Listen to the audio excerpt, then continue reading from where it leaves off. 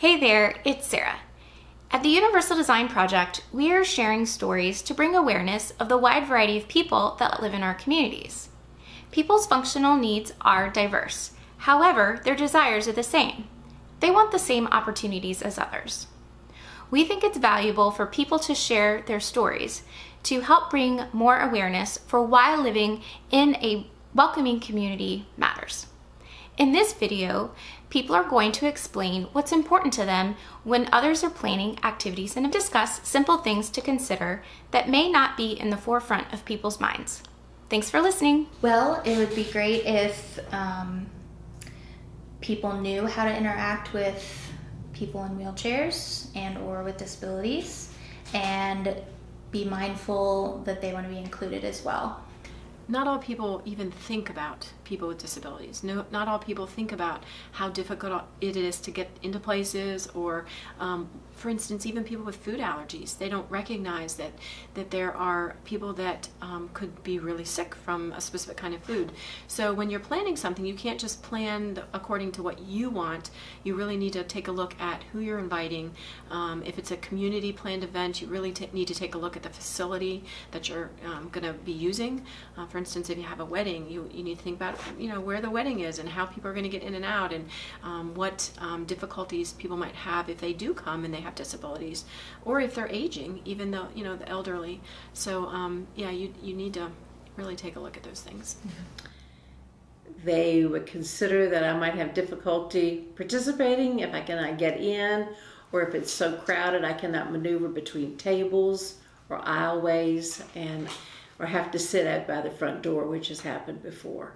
They would just give me a call and ask, would you like to be included, and what can we do to make it work for you? Rent me a van to get there. Have transportation, yeah. That's valid. Yeah. Absolutely. Just consider, they have to accept that I can't always come. Because a lot of times they get disappointed. Well, Lisa needs to be like, if I can't, I can't. And Right. Don't cancel it just because I couldn't. Yeah. Okay. Plan them in a way that I can come if I want to or I'm able to, but that it doesn't hinge on me. It's not, if I'm not there, it all falls apart.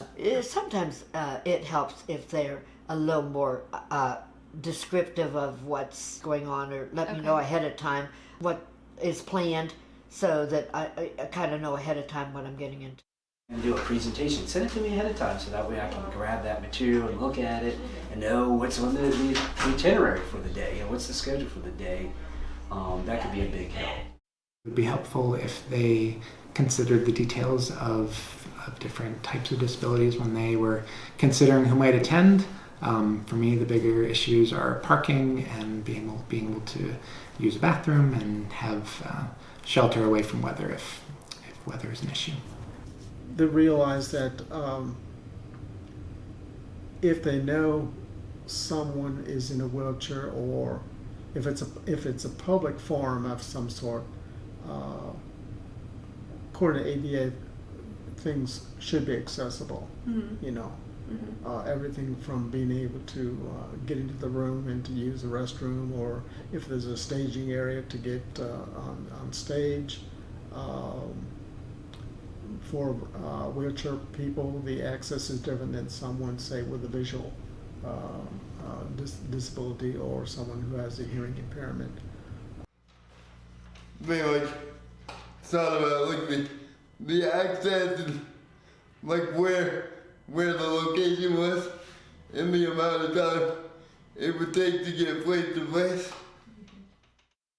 I wish that they would take into consideration the orientation of the event, whether the activities were closer together and whether there was level, even, traversable walking paths for the entire event. It'd be really helpful if they thought about the terrain of the location that they're having an event. Also, shade, because if you're kind of immobile and it's really hot, you need to be under, have some place where you can sit in the shade, because you feel really stuck. Having places where it is easy to park a stroller, park her sitting, or being able to park her to eat, or navigating grassy hills is sometimes difficult, and so you choose those events, and I get that. It's also helpful for me if they plan things earlier in the evening as opposed to late night events, because I'm not going to be able to go to those because of having to go to bed at a certain hour. So planning them early, anytime anybody offers me a ride, it's going to increase my likelihood to go, because if I don't have to drive, that's one less stressor and energy expender that I have to deal with. One thing that seems so simple but is significantly helpful is water bottles.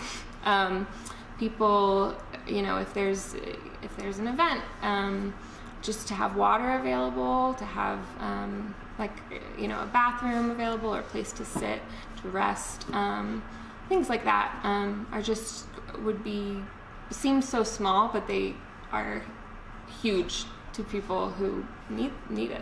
Plan the activity so that you are open to the public at large, which includes folks with disabilities of various kinds. Yeah, I would say safe space for changing. A safe space for changing, yeah. I mean, as she gets older especially, that's going to be awkward. People don't mind if you change a baby anywhere. Right.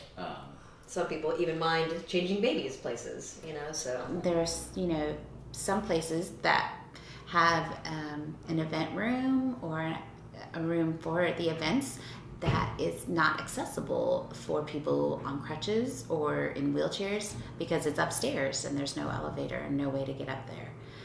So it'd be really helpful to think that through when you're planning an event. Can everybody come?